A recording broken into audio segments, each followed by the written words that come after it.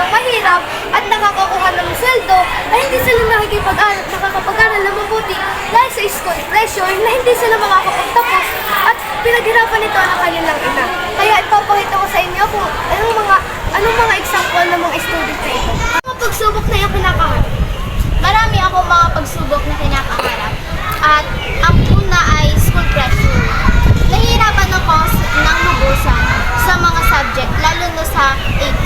At ang pangalawa naman ay hindi matustusan ni mama na ang aking mga pangailangan sa school, gaya ng ballpen. Ito sa iyo ni Ashley. Ano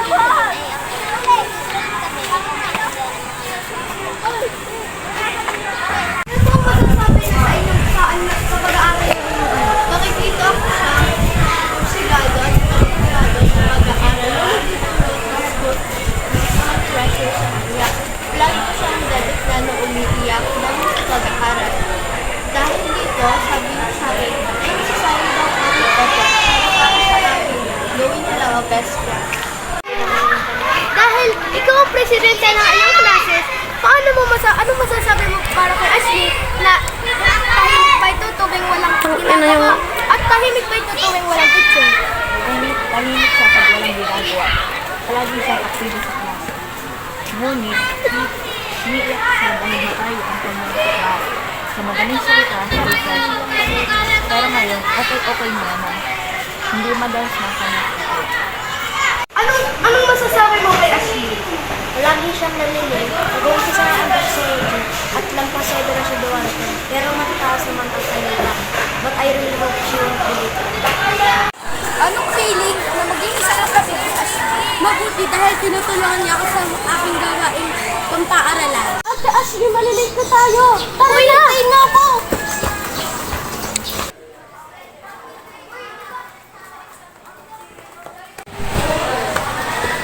Late na naman kayo. Get back your kids now. Sorry, professor. Late sabihin ka. Tama ka ba?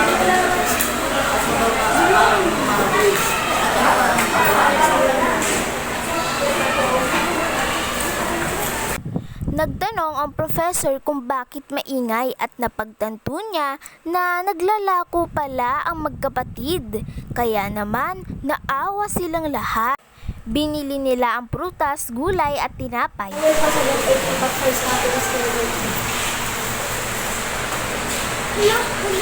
Nurse sila to! Nasaan siya? Ano to? Uy, sino dyan may ballpen? Sino na kayo?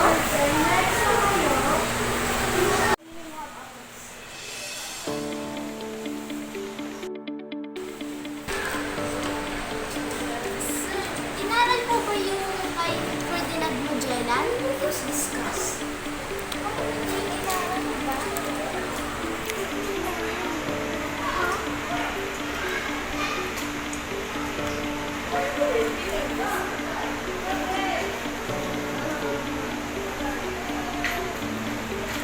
Lolo, ano ang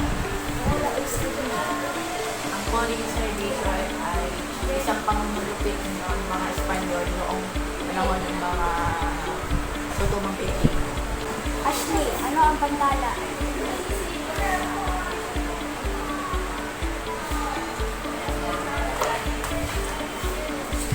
Franz, ano ang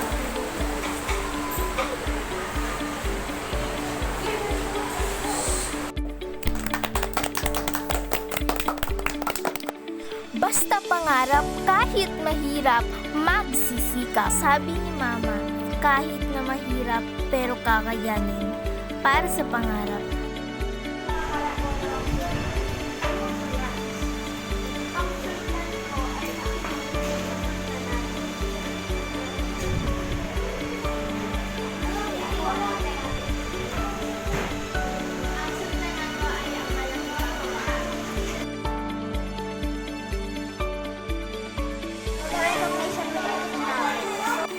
Tiyaga, magalang at may respeto. Kahit na mahirap pero may pangarap. Lakad sa umaga, lakad sa hapon, umalis ng puyat, umuwi ng pagod. magtyaga sa pag-aaral, sabi ni Mama. Kahit na mahirap pero kakayanin para sa pangarap. Mahirap, oo mahirap, maging isang buhay estudyante. Papasok ng umaga, uuwi ng gabi. Yung mga senaryong pauwi na lang sila, parating ka pa lang. O kaya hindi ka nagising sa alarm. Gawain dito, practice doon, test dito, takdang aralin doon.